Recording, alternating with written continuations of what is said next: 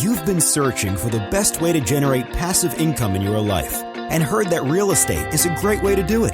But you're tired of all the so-called gurus who are all talk and no substance. Get ready to celebrate because Kevin Bupp has spent 14 years successfully making it happen. This is the Real Estate Investing for Cash Flow podcast. Now, here's Kevin Bupp. Hey guys, Kevin Bupp here, and I want to welcome you to another episode of the Real Estate Investing for Cash Flow podcast. Our mission is to help you build and maintain massive amounts of cash flow through income-producing real estate investments. And our guest for this week's show is a real estate investment expert, educator, fellow podcaster, and published author, Kathy Fettke. Kathy is passionate about helping people create wealth, which she defines as having the freedom and the money to live life on your own terms. She's the co-founder of the Real Wealth Network, a California-based real estate investment group with over 16,000 members.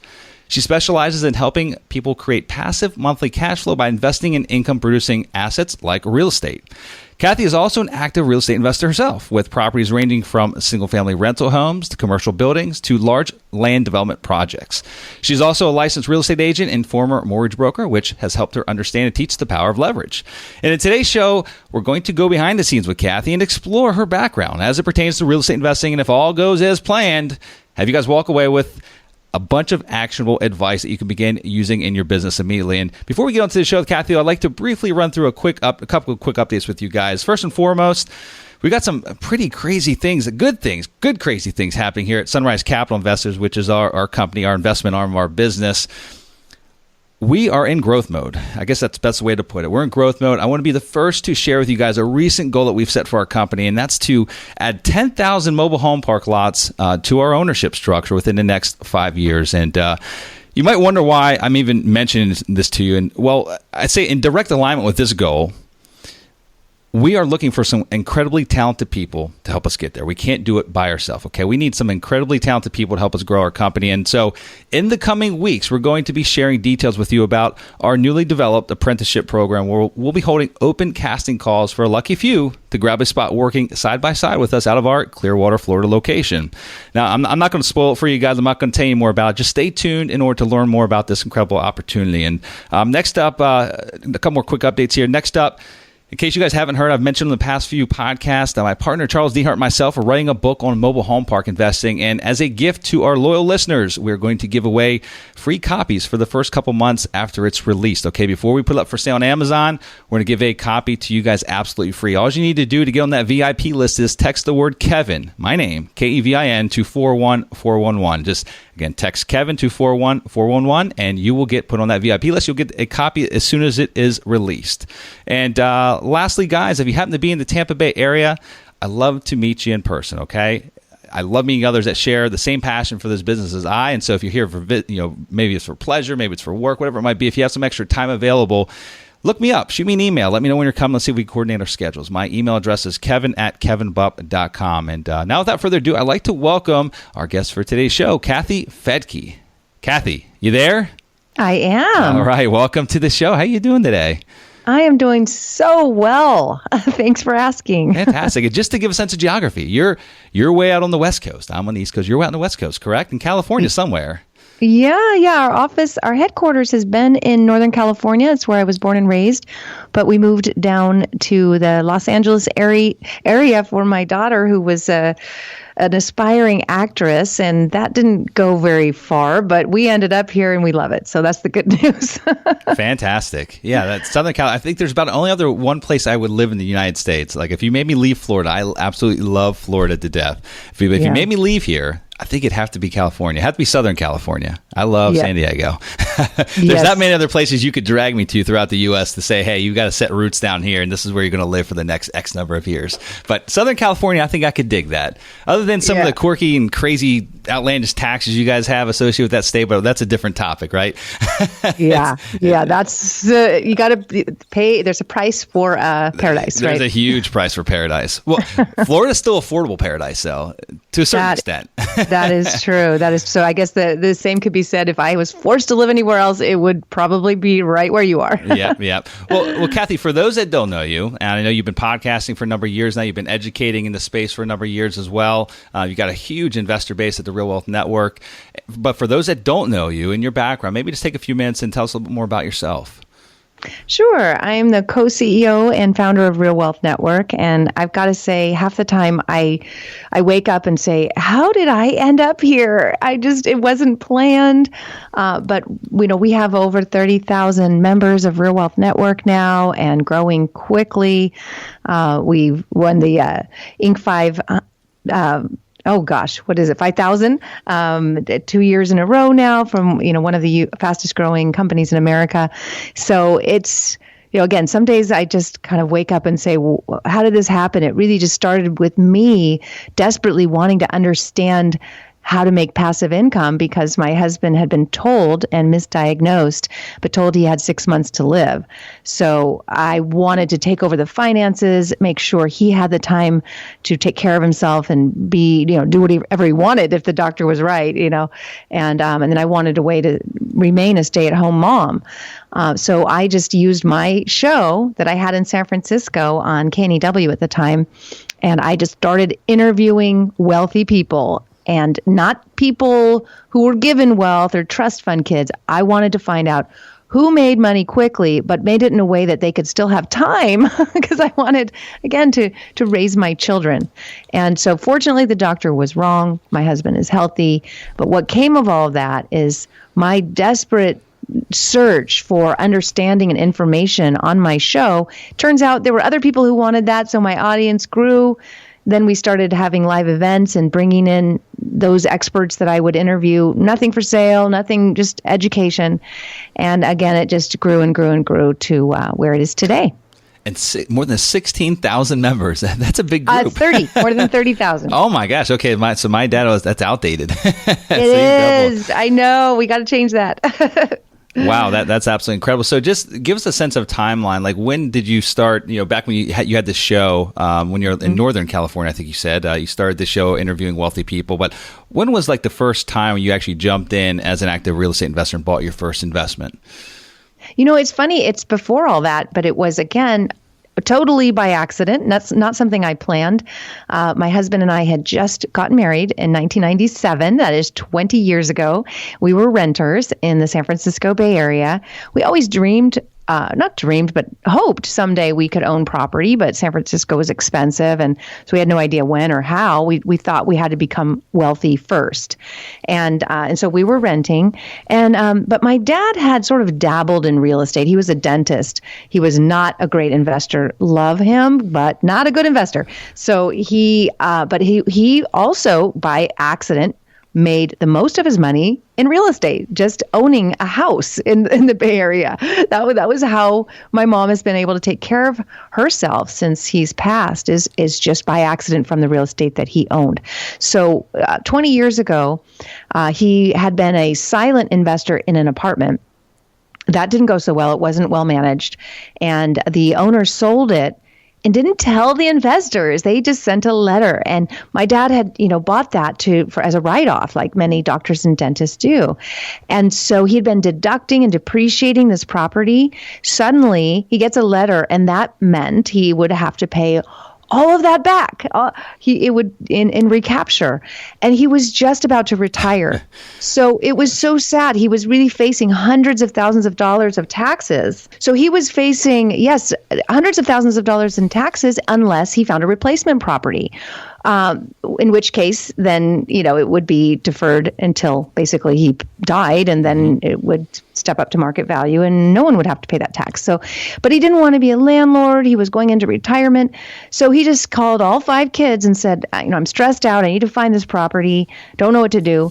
And I was the only one of 5 that responded and said, are you telling me you just need me to find a rental house I'm renting? I'll just find a rental home and I'll rent it from you. And he goes, great. If you take care of it and I don't have to do anything, you can inherit it someday. So I thought, okay. Good deal. Yeah, so we found a house. It was beautiful right outside of San Francisco. I turned it into a fourplex. It was just a single family. I mean, not like legally. And I just rented out different rooms. There was an in-law unit and an office that I turned into another unit, put a little kitchen in there. And we turned it into a fourplex. And then that was 97. So I don't know if you recall, but that was the bottom of the last down market. So every year after that, that house went up in value $100,000. So we refinanced it, paid my dad back anything he had put into it ever before, and in the apartment, anything. So he had nothing in. The trust was paid back. The family trust we didn't take anything from our family or our siblings.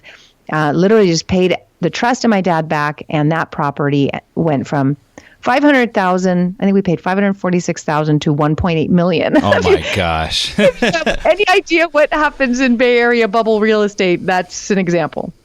Yeah, that's interesting. And then came crashing down in 2006, 2007. I'm assuming at least to a. So we made it and we lost it as quickly. Yep. Yeah. So you got to know, that was kind of my lesson. I mean, I'm so glad you said that. My lesson after that was, wow, I became an overnight millionaire, and then I became an overnight millionaire. And that's with an N, as in nothing, because if you don't time it right in California, if you're going to play that game, you better get out when it's time. And a lot of people will say, oh, you'll never lose money in California because values always go up. And I say, go look at history. Are you kidding me? It's a massive roller coaster. So if you get in at the right time, you can make a lot of money. You can double or triple your money or more. But if you don't get out, the reverse happens. I mean, I guess if you bought at the bottom and you missed that first peak and you held on to it, and you were able to hold on to it until the following peak, I don't know what that would look like as far as appreciation, back up the second time around, and if you'd be able to recapture any losses like negative cash flows and such. But I'm assuming if you held on long enough, you could probably come out ahead. Right? That's true. There's no way that house is worth what we paid in 97. We paid, like I said, $546. But the people, if somebody bought it at the peak, which was $1.8 million, it may be back there now. But if you bought it in 2006, hoping and thinking it would go back, continue to rise, you would have held it for 10 years with no gain, because if you buy it at the peak. If you buy it at the peak, you're in bad shape. But if you buy at the trough, which most people don't, that's the difference. Sure. They don't. It was hard to find buyers back then. I was the one out there telling everyone, buy, buy, buy. But people were scared and they were wiped out, because that's what usually happens in a recession. So they couldn't buy. And so that's my lesson. And what I tell people, right now we're in the same place. You have this chance to sell California real estate. It's up now beyond the 2006 bubble. And if you want to cash flow, here's the other difference. You could hold that house for that 10 years and get your money back, but you would be negative cash flow. So for us to hold that property, we were, I kid you not, several thousand negative cash flow. So it was like, why? Why keep this? It's a long time to hold something with negative cash flow. And that's kind of what Californians are trained to not even think about cash flow. It's all about the appreciation. So that they don't even, they look at the negative cash flow as, oh, that's just the price you pay to someday get appreciation. Sure. And it's something, I had this conversation with a gentleman actually listened to our show, and so he might be listening in now, about appreciation. He lives in Austin, Texas, and I believe he has 4 or 5 rental properties that he bought at the bottom. I mean, he bought in like 2009, 2010. And as we know, Austin is another one of those crazy markets. I mean, prices have literally probably doubled or tripled to what they were back in 2009 and 10. And he's a mechanic. He doesn't make a lot of money, and he wants to basically replace his income at some point. It's not happening with these 4 or 5 rental properties he has, but he has got so much equity in them, and not equity he worked for, equity that the market worked for. Yes. And we know, just like California, I'll lump California all together. I know it's not all together, but we'll lump California together. Austin's another potential bubble market, and there's multiple other markets like that across the country. And I was trying to tell him, like, no one's ever going to get the timing just right as far as selling and walking away and not leaving something on the table, right? But I'd rather leave something on the table than to miss that mark. Yeah. And then lose everything that you didn't even work for, but like you had the opportunity. Literally, there's a lottery ticket sitting right there with some winning numbers on it. Yeah. And there's a chance to cash it in, and put it and literally leverage that into something. He could literally leverage that free equity. I call it free equity because, again, he didn't do anything for it. He made some smart choices, but he didn't plan 5 or 6 years ago that these things would have doubled, tripled in value. Right. Take that equity, that free equity, and parlay that into something else that is more of a long-term real cash flow play, not something that's going to give you 5% on your money, something that's going to give you 12 or 15% on your money, because they're out there. And he has a lot of equity there. He could leverage into a larger apartment complex and get professional management in place. You wouldn't even have to mess with it. And so you anyway. you're speaking my language. This is what I teach every day. It's like you have the chance now. This is it. This is what you've been waiting for. Now you sell it and you exchange it for something that makes you job optional. This is your chance to be job optional. You're not going to do that with California real estate per se, unless I have friends who bought a beachfront property and they Airbnb it and they're making some good money. But Airbnb, now that county, it's just not dependable, because that little area is thinking about banning Airbnb and the overnight rentals in those neighborhoods. So this is the chance. And this is how I helped hundreds of people in 2006, and I'm doing it again today. You can cash out and cash in, basically get your cash flow with the equity you've made by accident in California.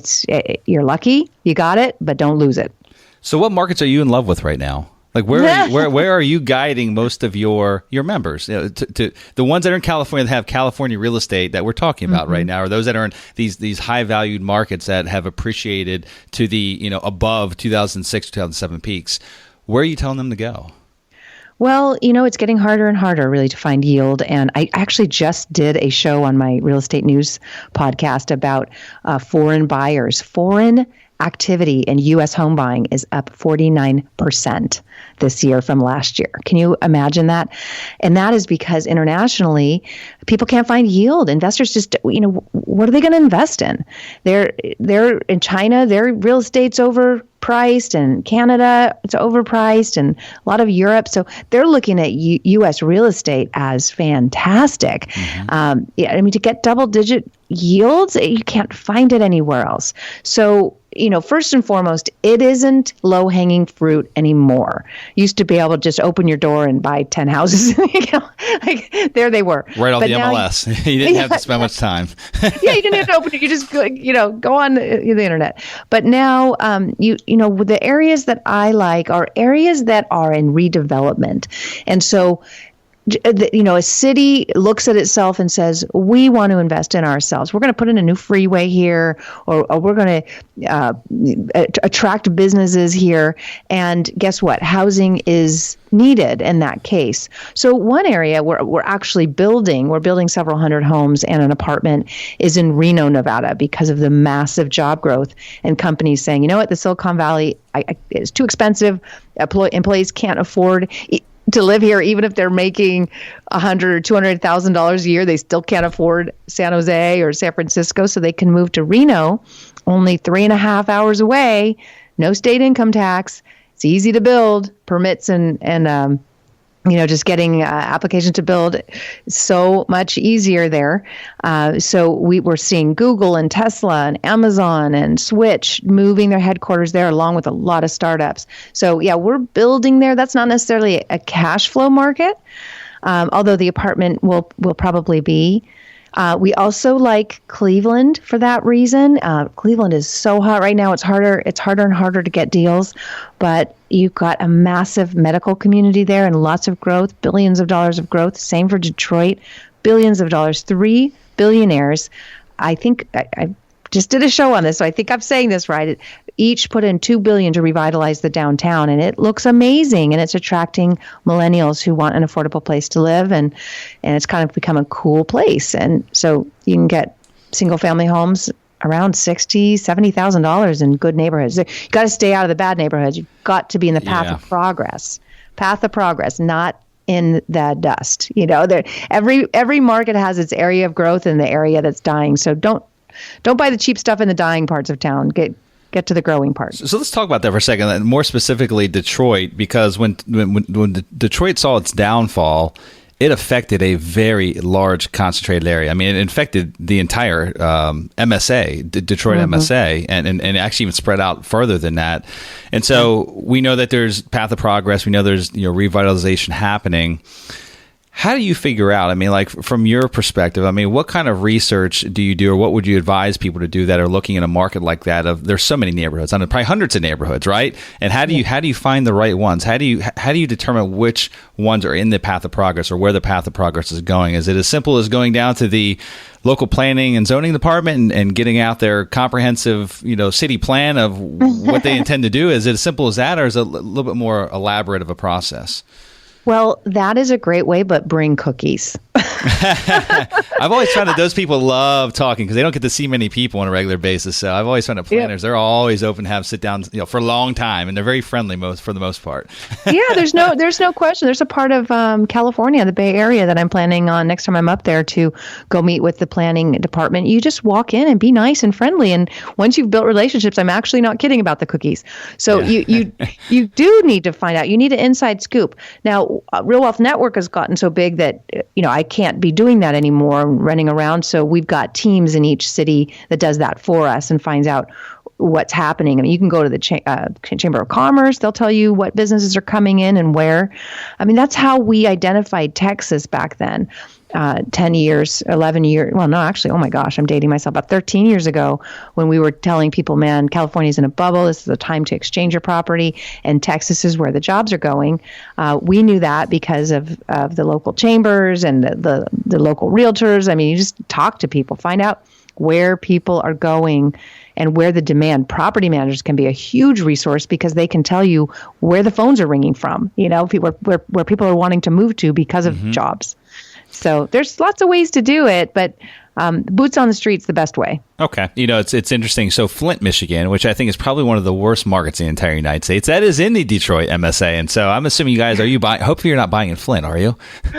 Not that I know of. Okay. I mean, our team out there is like, they're the boots on the street. Yeah, they know where the demand is. Yeah. Sure. No, I joke. I mean, Flint had a major a municipal water problem, and I think the crime. I was looking at, someone tried to send me a mobile. We buy mobile home parks, and someone sent me a mobile home park opportunity a couple weeks ago. Or they said it was an opportunity, and he said it's in Michigan. And he started giving more details, and the price sounded great, and it was a huge park. And I said, it's not by chance in Flint, is it? He's like, yeah, it is, but like there's still a lot of. You look at the crime rates out of 100, which is like the worst for violent crime. It's like a 98, and unemployment rate's like 12%, and it's really rough. But it's about 45 minutes outside of Detroit. But either way, you got to be tough, man. You got to be tough if you're going to do stuff like that. I've seen people make money doing that, but I've also seen people lose money doing that. I mean, somebody's got to go in, and back in 2009. We were buying single family homes in the ghetto, but it was basically areas that we knew, in this case, Indianapolis, they were preparing for the Super Bowl at the time, and they were cleaning up these neighborhoods, and we knew that was the city's plans. Now, we told investors, it's going to be rough because it hasn't turned yet. But if and when it does, you're going to make some money. It took a couple years longer. And so you're going to deal with high vacancies. You're going to deal with unhappy people because they're not safe to go outside, or they're, if you don't have lots of locks on the doors, I mean, they're not safe inside. So you gotta have a tough stomach for that. I don't love that kind of investing, but me either. Boy, yeah, no. I feel like there's an easier way. There's an easier way to make money, to keep the gray hairs from popping in faster than what they should be. I think you need to be a billionaire. I mean, seriously, but the three guys from Detroit who together pooled their billions, they were able to buy up half of Detroit for nothing and build stuff and turn it around. If you can do that, you can probably win. But if you're going to buy one house in the middle of a mess, then or even one mobile home park, it's that's tough. I agree. So I want to back up a little bit, Kathy. And you told us a little bit about your first investment that you purchased, and you told us a little bit about the Real Wealth Network, and you're interviewing successful people, and that's kind of how it got your mind turned to get into this business. But talk to me about the educational process you took before you really jumped in the big way. Like, you put both feet in the fire and you said, "Hey, I'm going to become a real estate investor. This is what I'm going to do. This is the path I'm taking." I feel like mentors play a large role in our lives. As you guys give back all the time through your podcast, through your seminars and your trainings that you put on, and giving back to others that have an interest in getting in this business, I think that's huge. And so I want to talk about when you were getting started, how did you learn? I mean, did you have mentors that you kind of leaned on? Did you have people that helped hold your hand as you walked down that path initially? No, it was really hard back then because it was in early 2000s. And I don't know if you recall, but if you went to a real estate investment group, you were going to probably get a presentation from a slickster who's going to sell you some CDs or DVDs because you didn't have iTunes yet. And you were going to run to the back of the room and pay 10 grand for them or whatever, and find out later that person has never done a deal. That's the information that was out there. Mm-hmm. And so, no, it was hard. I would give some credit to my co-host because at the time when we got this terrible news about Rich's, melanoma and that they thought it had spread, we needed money and I wanted him to stop working and live his last 6 months really well. And again, he's fine and he's, it's 20 years later or whatever, 10 years later and he's fine. But at the time we really needed money. So I brought a sponsor onto the show and I charged him a ton of money. It got us through the tough times. And I gave up a lot for that. I gave him my co-host slot. So all of a sudden, I brought in this mortgage broker who was willing to pay to be the co-host of my show. Mm-hmm. But all of a sudden now I had to have a show that someone would want to listen to, and who wants to hear about mortgages, honestly. So I thought, I came home and talked to my husband. I'm like, what do I do now? We got some money, we got the sponsor, but we're going to lose our audience. And Rich said, well, don't then make it human interest and find out what all those people are doing with the money they're borrowing.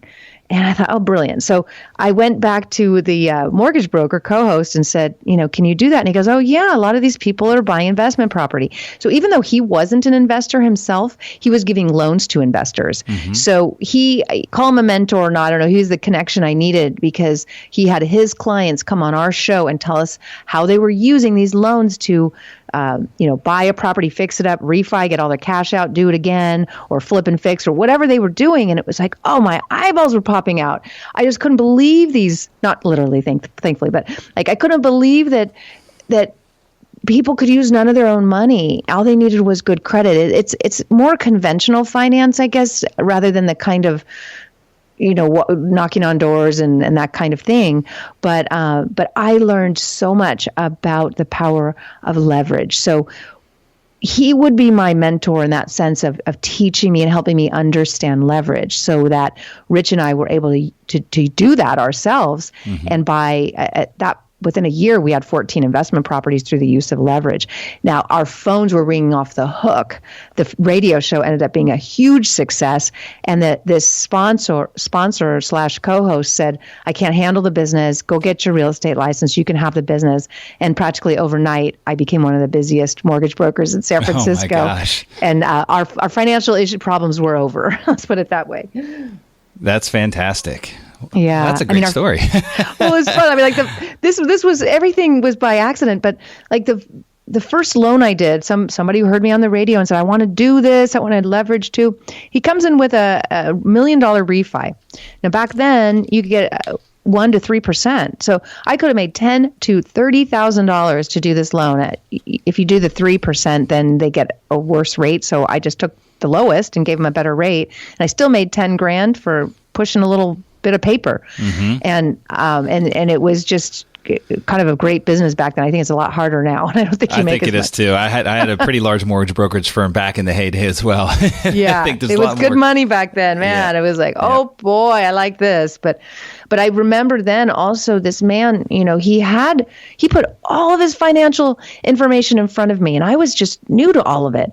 And he just, he wanted to do this $1 million refi, and then he has money in the stock market, and he's just looking at me saying, what do I do?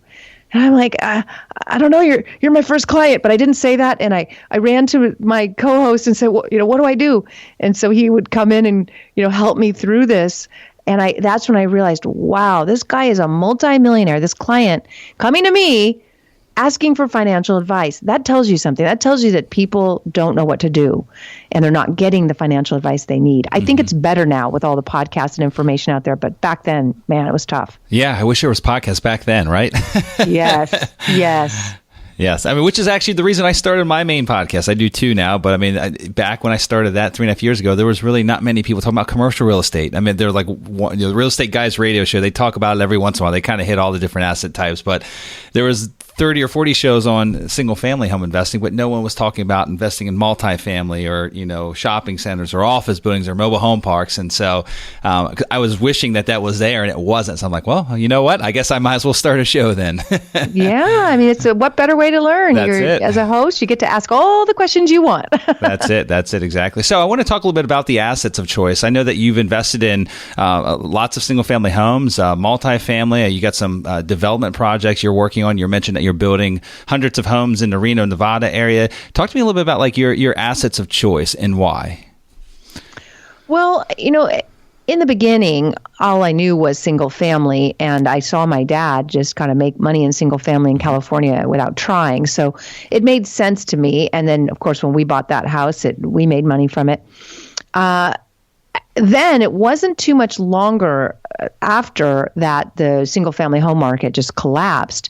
So from my perspective, it just seemed like that was the best deal. I mean, properties were so cheap. In some cases, 10% of what they were before, and so I figured there'd be a time to do other things, but this was the time to really pick up some single families. So that just became our focus. And then we realized there was a desperate need.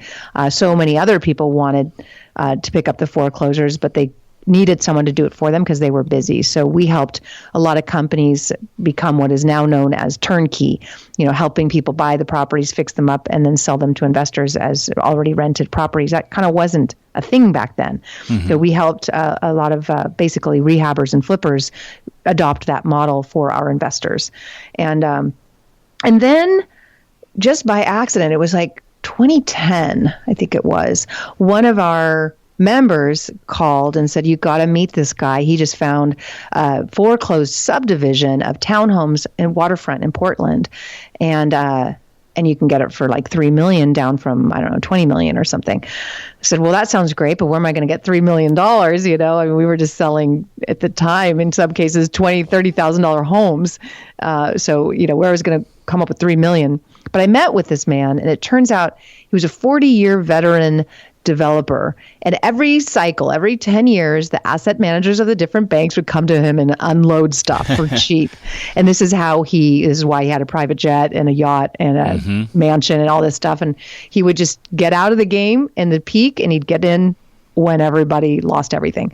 So here he was, like fourth time around, and the asset managers knew him by name, So I thought, okay, if I'm going to try this is the guy I'm going to try it with. And so I sent out one email, and we raised the $3 million that day, So I thought, oh, okay, I guess I'm onto something here.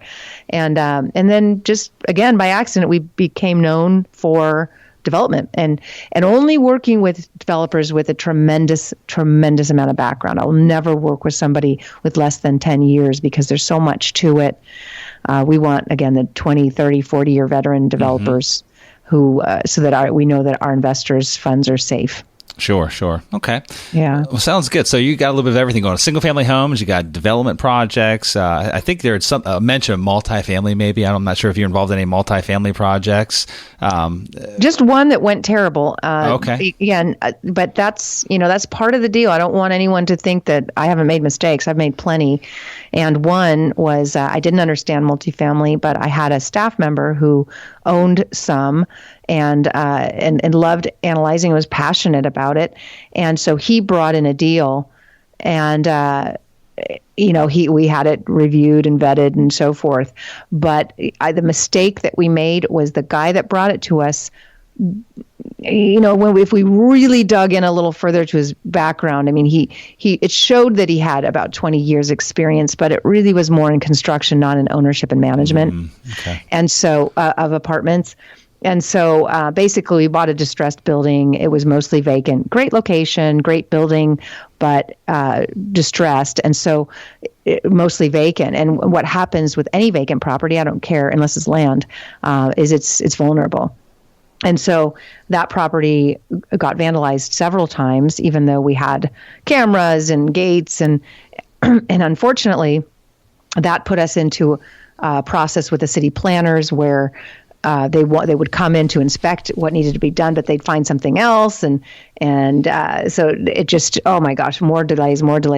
So there were losses on that. I'm selling it now at a loss. I just went to the investors and said, this has been dragging on for 3 years now. It's still vacant. Can we just sell it and do something different? And I've committed and promised to the investors that we'll find something better and that we'll get their money and their profit as promised. It's just going to take a lot longer, but we're not going to do it in that building. Yeah. So, yeah. So, I'm bringing on an expert in multifamily that has tremendous amount of experience. So I'm not giving up, and lots of people want it. But, that's another market that you could say is a bit bubbly, right? Oh, absolutely. No, I agree with that. And it's interesting because us being in mobile home parks, 2 years ago, I've got a lot of friends that are in multifamily, and my niche is not a sexy niche. It's not dinner room, dinner table conversation, and it is for me because I like to see the shock on people's faces. I was going to say, I think it's totally sexy. I can talk about it all day. Yeah.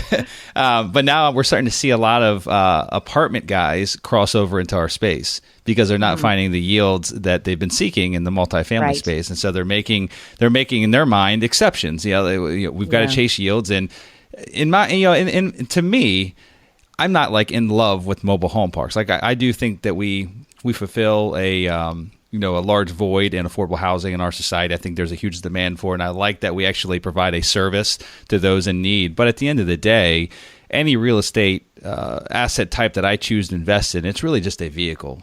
I mean, it's a vehicle for me, and it could be mobile home parks, it could be self-storage, it could be multifamily properties. But for me, I like mobile home parks for very specific reasons, and for me, it's just a investment or a wealth vehicle. And so I think a lot of people are really opening up their mind to that asset or that niche now, and we're seeing the people come over from the multifamily space, because they're sick of buying things at 4 caps because you can't. Right. It's hard to make the numbers work, and I'm really worried. I think a lot of people are getting worried about the rental rates have been increasing at just staggering rates each and every year in some of these markets. And when you run out a 10-year pro forma on some of these multifamily properties, and people are already literally, 50% of their gross income is being applied to renting this apartment.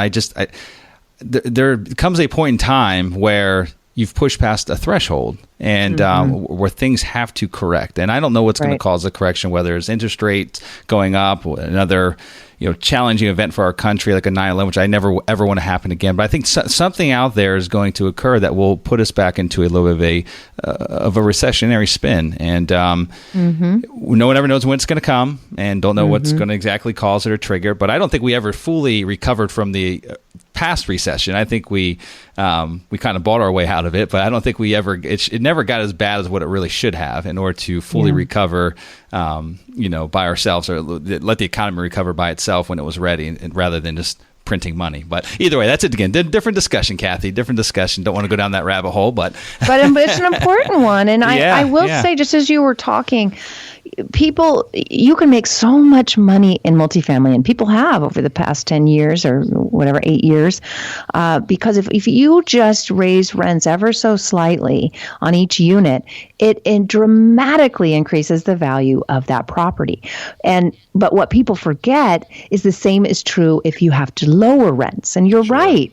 If we saw any kind of recession and rents started to lower even a little bit on apartments, the value would go down substantially, and people would have a terrible time trying to refi. So they're getting into short-term loans, and then all of a sudden they're going to have to get new money, and they may not be able to. So I'm with you. I think I'm just going to stick with what I know, which is right now is probably not the time for me to be bringing multifamily into our portfolio. What we're doing, and we're doing well still, is building, and we're going to build an apartment. I think that's the way to go about it. There you go. Fantastic. Yeah. Well, I want to ask you a question now, Kathy, and put you on the spot a little bit. You've been down this road for a number of years now, and you've learned a lot. You've made some mistakes along the way, which we all do, but you're a way smarter investor today than you were back the first day you got started. And so if you could go back in time and give yourself some advice right when you were getting started, what would that advice be? Well, I think I kind of mentioned it earlier. It's so easy to get wide-eyed and excited about real estate, especially at this stage. And so when I got in, it was kind of like this. People were making money. They were making money without really trying. Regular people were becoming millionaires. And why would you not want that? So I came in with that attitude that you just couldn't lose, and we did lose, and everybody loses. When they come in at this stage of the cycle and think that there's no downturn around the corner. Mm-hmm. So, if I were to do things differently, I would tell myself 20 years ago just to be cautious, just to make sure that I understand market cycles, and that if the numbers work in a down market. So if you can buy a property and the numbers work, if rents go down 10 or 20%, or, you're trying to do a flip, but all of a sudden the market stalls and you have to hold that property. If you can prepare for the down, then you'll be fine. But when you walk in, really, optimism is a lovely thing unless you're an investor. You need to have a good balance of both. Sure. So, yeah, that would be my advice. Is wonderful that you see everything with optimism, but you need to start listening to those who have been there before, and that's me today. I'm the one saying, stop being so positive. We got to look at all angles here. Yeah, sure. No, you make a great point. It's one of the things that we started doing over the past year with any property that we buy.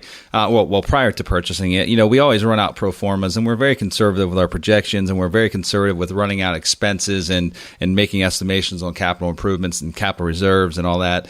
And one thing that we've done that it just adds to a layer of the conservation that we have as far as underwriting is concerned is every deal that we buy, the debt we're putting on each deal is a case-by-case basis, depending on what kind of debt it qualifies for. Is it a turnaround project? Is it already stabilized? So, but we run every single deal through what we like to call it's a underwriting tool we create, but it's a stress test.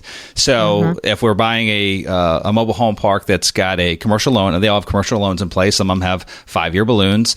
If it's got a 5-year balloon or a 5-year reset, we don't know what rates are going to be like in 5 years. Okay. And we don't know if we're going to be able to get the incremental, we're pretty confident that we're going to be able to get the incremental yearly rental increases each year up to that 5 years. But what if we don't, right? And what if instead of that 5% or that 10% vacancy we want to put in there, what if it turns to 15, which I don't think it will, but let's talk about worst case scenarios. And let's say that the rate when we go to refinance or when it goes to reset, because they rarely put ceilings on those resets, it goes from 5% to 8%. Again, worst case scenario, it could be 9%. We know in the 80s, rates were in the 14s, 15s, and 16%. So I hope it never gets to that point in time again, because not many real estate investments that any of us that are listening to the show right now own probably would make sense from a cash flow perspective if we had 16% debt in place. But, so we run everything through a stress test and say, at the end of the day, if a worst case scenario in our mind, whatever we could paint as a worst case scenario happened, can the property still at least support itself and pay, and support itself, its debt load, but also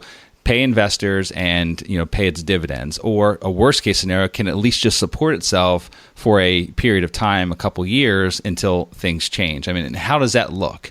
And if we know that we're stretching going in, and in 5 years, if rates don't stay low, or if they only go up a point from now until 5 years from now, they're only, instead of 5%, 6%, we know that that's paying blue sky. I really think that they're probably going to be higher than that. And so we'd be lying to ourselves if we ran a stress test that only showed a 1 point increase in interest rates. And so we try to make it a worst case scenario, and just to see what's going to happen. Is this going to support itself? Is it going to survive? Are our investors going to get their money back? And are we going to be able to stay operating as a business based on what we're buying? And so, if it doesn't pass, we pass in a deal. We just move on to something else. And I don't think a lot of people do that. I think a lot of people are just looking at the now, like what's happening today. Rates are at an all-time low. It's fantastic. And I know that we're getting these, for apartment space, are getting the phenomenal financing. I mean, banks are just, if you have an apartment, they are throwing money at you. Please let me lend you money on this apartment complex. We'll give you 5 years interest only, 30-year amortization, 10-year fixed term at 4.5%. I know Fannie Mae is still below 5%. And not saying, 10 years is a long time. And so hopefully if we go into another cycle, you'd be able to recover out of that cycle. But there's a risk. there's a risk at the end of that 10 years. What's going to happen? Have you been able to get those incremental rent increases each year in and out? And is there an oversupply now? Have did too many come out of the ground where there's concessions now, and your 98% occupancy is now 93%? And then what's that do for your value? What are rates at? How's that going to affect your evaluation? Because rates going up affect cap rates as well, right? So there's a lot of moving parts to this business. And anyway, we're just super conservative investors. I went through the down cycle just like you did, and I lost a ton of real estate. And I thought I was conservative then, and so I'm like 10 times more conservative now because I really don't want to go through that again. But I was also buying it mostly in Southwest Florida, and I thought I was a cash flow investor, and we did. We were very conservative with what we bought.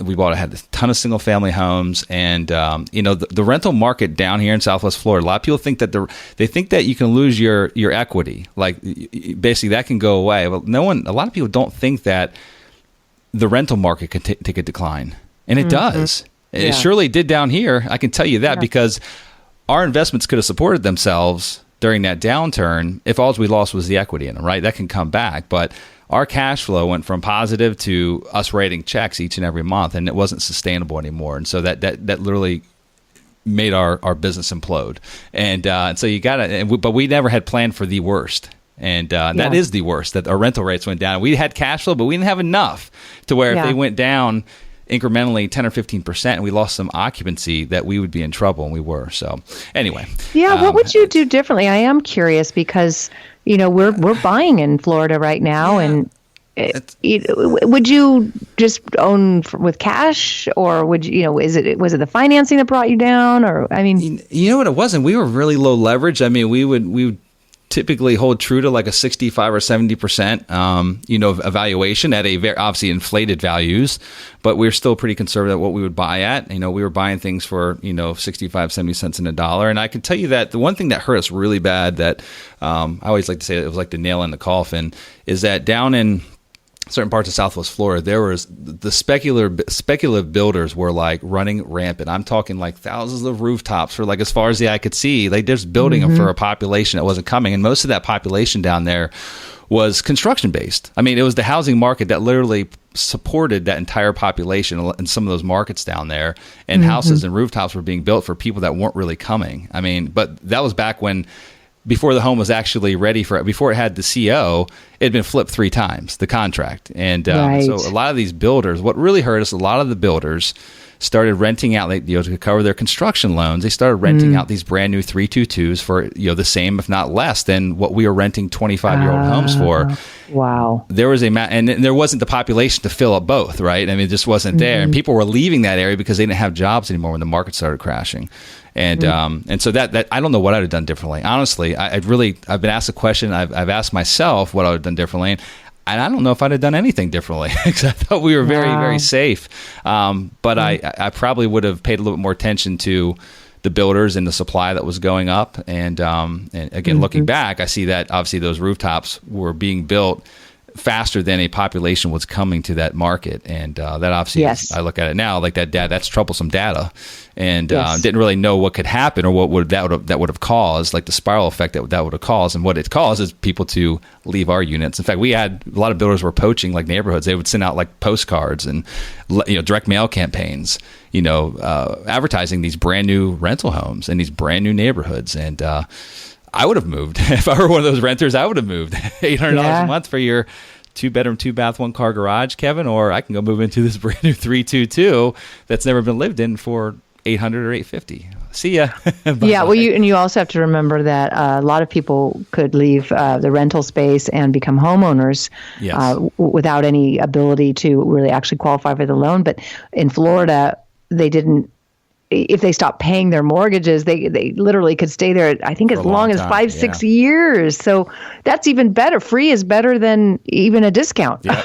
Yep. No, absolutely. So honestly, the only thing I would have done differently, which is what we're doing today, we had multifamily at the time, and the multifamily, obviously everything got affected that we own, but the multifamily was able to support itself, and it was able to work itself through the cycle. And I think a lot of it came down to the efficiencies of the management. We own stuff in like 6 different counties, and a lower end type of property, and the single family homes it's just a burden. The management side of the business, we had an internal company that we built out because we always felt like we did it better than everyone else, but it seemed it was always cumbersome, and it was a very inefficient business model. I'm sure people probably do it better than us, but I felt like we couldn't figure that out, but we could always figure out the multifamily, and it was much easier to scale with the multifamily. So looking back, and that's why after post crash, I got back into the multifamily space, but now this time around it was mobile home parks, and it's much more scalable. We're much more conservative today, even though we were conservative back then. But